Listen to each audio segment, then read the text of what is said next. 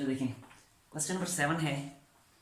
Question number 7 में कहता है कि फाइंड द कहता है find the joint equation of the lines. Joint equation of the line यानी जॉइंट इक्वेशन या कंबाइंड इक्वेशन, बात एक ही, इससे फर्क कोई नहीं पड़ता। ठीक है, जैसे अभी थोड़ी देर पहले मैंने लिखी थी कंबाइंड इक्वेशन, ये कह रहा है जॉइंट इक्वेशन।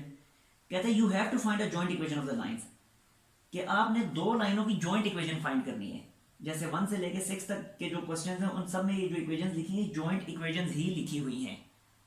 तो 1 से लेके 6 तक के तमाम पार्ट्स में जॉइंट इक्वेशन हमें गिवन होती थी, लेकिन इस क्वेश्चन में क्वेश्चन 7 में कह रहा है कि आपने अब जॉइंट इक्वेशन फाइंड करनी है। और साथ ही साथ एक और चीज क्या कहते हैं कि वो दोनों जॉइंट इक्वेशंस जो हैं पासिंग थ्रू ओरिजिन, वो ओरिजिन से पास कर रही हैं। तो खुद सोचें, जब वो ओरिजिन से पास कर रही हैं तो उनका वाई इंटरसेप्ट क्या हुआ? फिर वाई इंटरसेप्ट डेफिनेटली 0 हुआ, क्योंकि हमें पता है वाई इंटरसेप्ट हम उस जी हाँ जी पूछें, कुछ पूछना चाह रही हैं? No sir. अच्छा, तो जब वो ओरिजिन से पास कर रही है तो वाई इंटरसेप्ट 0 होगा, क्योंकि जब भी लाइन ओरिजिन से पास करती है तो उसका एक्स इंटरसेप्ट वाई इंटरसेप्ट दोनों ही 0 हो जाते हैं। ठीक हो गया। और साथ ही साथ कहते हैं कि ये जो जॉइंट इक्वेशन जिन लाइंस की आपने फाइंड करनी है वो lines are perpendicular to these lines, वो इन लाइंस के परपेंडिकुलर हैं। यानी ये जो इक्वेशंस लिखी हैं ये भी दो लाइनों की इक्वेशन लिखी हैं, तो आपने जो लाइनें फाइंड करनी है वो इन लाइंस के परपेंडिकुलर हैं। समझ आई बात की? तो हम सिंपली करेंगे क्या फिर, एक मिनट जरा ठहरें। अच्छा ठीक है, देखें सिंपली हमने फिर करना क्या है, हम इस तरह करेंगे, हम कहेंगे कि पहले इस इक्वेशन को हम कंपेयर कर लेते हैं a x square plus 2hxy plus by square से। ठीक है, उस कंपैरिजन ये कंपैरिजन हम क्यों कर रहे हैं भी क्लियर हो जाता है आगे। तो पहले मैं क्या करता हूँ, इस इक्वेशन को मैं नाम दे देता हूँ इक्वेशन नंबर 1 का, और मैं कहता हूँ comparing equation 1 with A x square plus 2hxy plus by square, इसके साथ पहले मैं इसको कंपेयर कर लेता हूं। तो जब मैं इसको कंपेयर करूंगा इसके साथ तो बनेगा, देखें ए की वैल्यू क्या बनी, ए की वैल्यू बन गई 1, 2h इक्वल आ रहा है -2 tan अल्फा के, तो h किसके इक्वल आएगा, simply h will be equal to -tan alpha. ठीक हो गया। और b की वैल्यू क्या बनेगी, b की वैल्यू बनेगी -1। ठीक हो गया। अच्छा, अब यहां से आपने एक काम और करना है, आपने ये करना है कि ये जो गिवन इक्वेशन है इसकी स्लोप को आपने नाम दे देना है m1 और m2 का। अभी आपको शायद समझ में आ रही हो सही तरह से, लेकिन अभी क्लियर हो जाएगा। अब ये जो गिवन इक्वेशन है इसे नाम दे देना है m1, इसकी स्लोप्स को नाम दे देना है m1 और m2 का। तो हम कहेंगे कि m1 and m2 be the slopes of given lines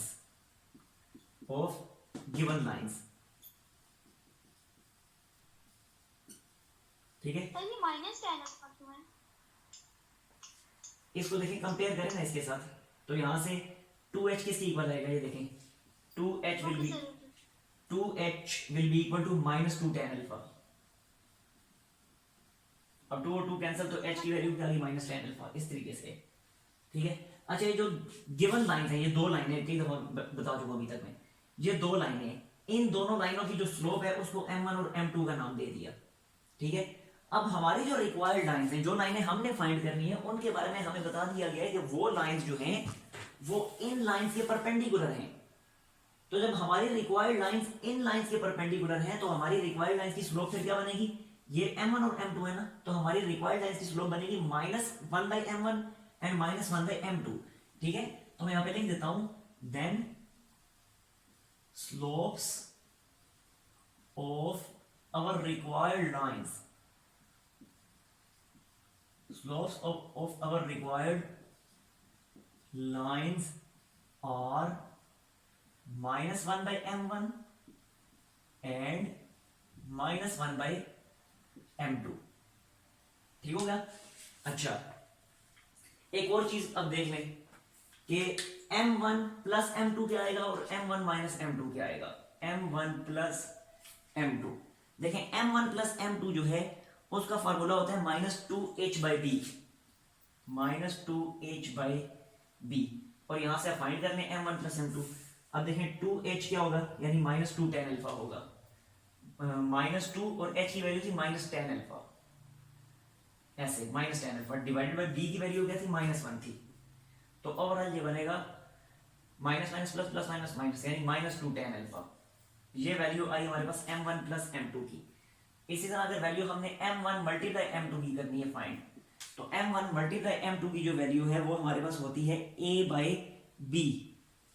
a/b, और ये बनेगी a की वैल्यू क्या है 1, b की वैल्यू -1, तो ओवरऑल बन जाएगी -1। ये वैल्यूज हम यहाँ पे सेव कर लेते हैं। अब हम आते हैं अपनी रिक्वायर्ड लाइंस की तरफ। अभी ये सारा कुछ मैंने क्यों किया अभी तक, क्योंकि अब जब मैं अपनी रिक्वायर्ड लाइंस फाइंड करूंगा तो अब ये सारी वैल्यूज मुझे जरूरत पड़ेगी, इसलिए मैंने एडवांस में फाइंड करके अपने पास सेव कर ली। देखें जरा, अब हमारी रिक्वायर्ड लाइंस जो उनकी स्लोप क्या बनेगी। Our required lines are, our required lines are y is equal to -1/m1 into x, and चलो मैं अगले बोर्ड पे लिख देता हूँ, यहाँ पे क्लियर नहीं होगा सही तरह से। y is equal to -1/m1x and y is equal to -1/m2x। अब ये इक्वेशंस मैंने कैसे लिख ली, अब ये सवाल पैदा होता है। तो ये दोनों इक्वेशन मैंने यहां से लिखी है, y is equal to mx plus c से, ठीक है, इससे मैंने लिखी है। लेकिन ये c कहां चला गया, तो c की वैल्यू 0 होगी। भी स्टार्ट में मैंने बताया था, क्योंकि क्वेश्चन में बता दिया गया कि जो आपकी रिक्वायर्ड लाइंस है वो ओरिजिन से पास करती हैं। तो जब आपकी रिक्वायर्ड लाइंस ओरिजिन से पास करती हैं तो y इंटरसेप्ट तो 0 हो गया ना, x इंटरसेप्ट भी 0, y इंटरसेप्ट भी 0, और ये c जो है यहाँ पे y इंटरसेप्ट ही तो होता है, तो ये c 0 हो जाएगा। तो सिंपली बाकी रह जाएगा y is equal to mx। लेकिन वहां पे लिखा, अच्छा देखें जरा, y is equal to mx होता है, तो अब m क्या होती है, आपकी रिक्वायर्ड लाइन की स्लोप होती है। अब हमारे केस में रिक्वायर्ड लाइन की स्लोप को हमने क्या नाम दे दिया, -1/m1 और -1/m2 का, ठीक है, क्योंकि m1 और m2 जो है वो तो गिवन लाइंस की स्लोप है। तो जब m1 m2 गिवन लाइंस की स्लोप है तो हमारी रिक्वायर्ड लाइन की स्लोप मैंने यहीं पे कह दिया था, हमारी रिक्वायर्ड लाइंस क्योंकि गिवन लाइंस के परपेंडिकुलर है, तो इसलिए हमारी रिक्वायर्ड लाइंस की स्लोप होगी -1/m1 एंड -1/m2, ठीक हो गया। तो अब इस फार्मूले में फिर m की जगह हम -1/m1 लिखेंगे और -1/m2 लिखेंगे। तो ये बन गया y is equal to -1/m1 into x, और दूसरी line y is equal to -1/m2x। यहां तक मुझे बताएं क्लियर है या नहीं है? अच्छा, अब मजीद इसको थोड़ा सा सिंप्लीफाई करें तो ये बनेगा, फिर ये बन जाएगा m1y is equal to -x, ठीक है, या अगले स्टेप में बनेगा x plus m1y is equal to 0। ये हमारे पास इक्वेशन आ गई फर्स्ट लाइन की। अब सेकंड लाइन की इक्वेशन फाइंड करनी है, तो ये बनेगा m2y is equal to -x, या फिर x plus m2y is equal to 0। ये इक्वेशन आ गई हमारे पास सेकंड लाइन की। लेकिन क्वेश्चन अगर गौर से पढ़े तो क्वेश्चन में कहा गया you have to find the joint equation, आपने कंबाइंड इक्वेशन फाइंड करनी है। तो जब जॉइंट इक्वेशन फाइंड करनी है तो हम क्या करेंगे, इन्हीं दोनों ये जो सेपरेट लाइंस आएंगे, ये दोनों जो सेपरेट लाइंस आएंगे, इन दोनों को आपस में मल्टीप्लाई कर देंगे तो जॉइंट इक्वेशन आ जाएगी, ठीक है। क्योंकि पहले वाले जो क्वेश्चन थे 1 से लेके 5 तक, 1 से लेके 6 तक, वहां पे जॉइंट इक्वेशन गिवन थी, और सेपरेट इक्वेशंस जब हमने फाइंड करनी थी तो हमने उनको फैक्टराइज किया।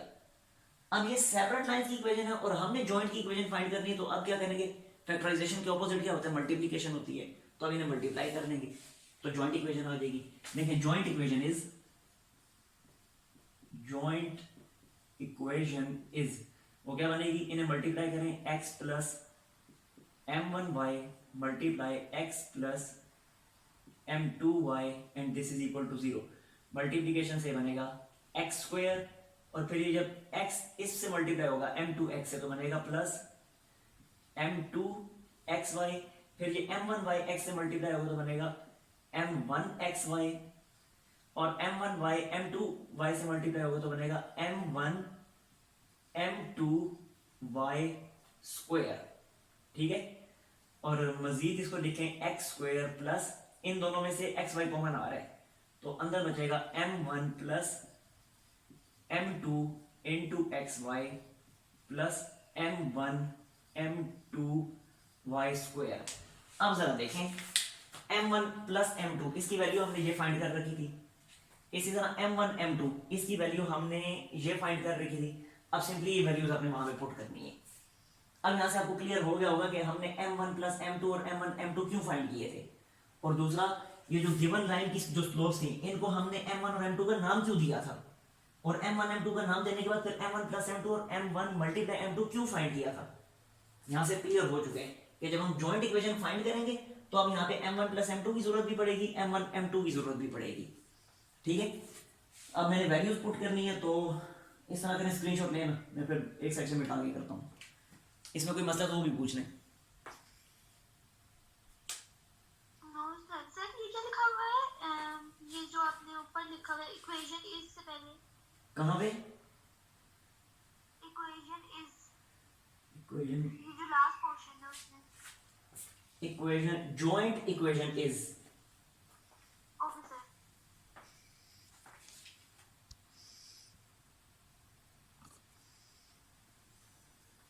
रेज कर दें सर।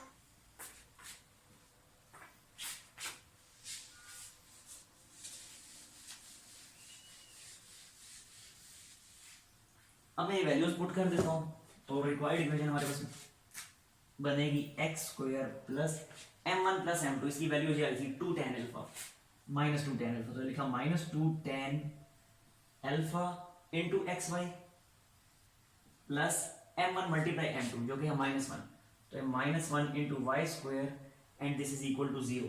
आगे इक्वल टू 0 भी था, इधर इधर भी इक्वल टू 0 था, इधर भी था, और मैं भूल भी क्यों लिखना, और आगे स्पेस भी नहीं थी, तो इक्वल टू 0।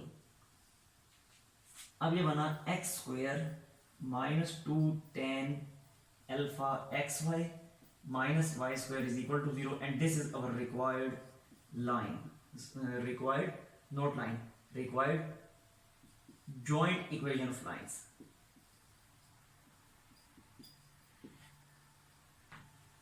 ठीक हो गया, स्क्रीनशॉट लेना चाहते हैं तो ले लें। क्वेश्चन 9 फिर मैं स्टार्ट करता हूं।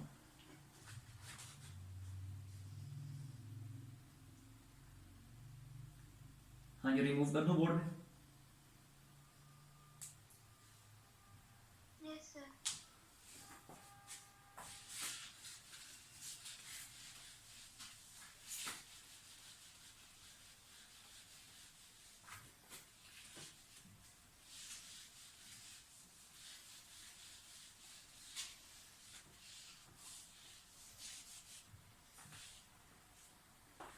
क्वेश्चन नंबर 9 है।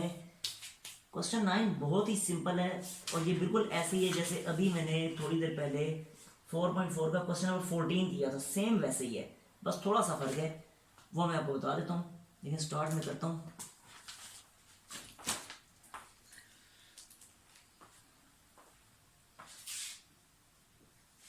Question 9, find the area of the region bounded by question 8 नहीं कर रहा। क्वेश्चन 8 इंक्लूडेड नहीं है ना, ओके सर।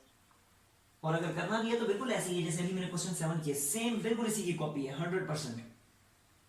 ठीक है, tan x square minus X Y minus 21 Y square is equal to 0, और सेकंड इक्वेशन है x plus Y plus 1 is equal to 0। कहते हैं find the area bounded, find the area of the region bounded by these lines. ये कितनी लाइनें हैं?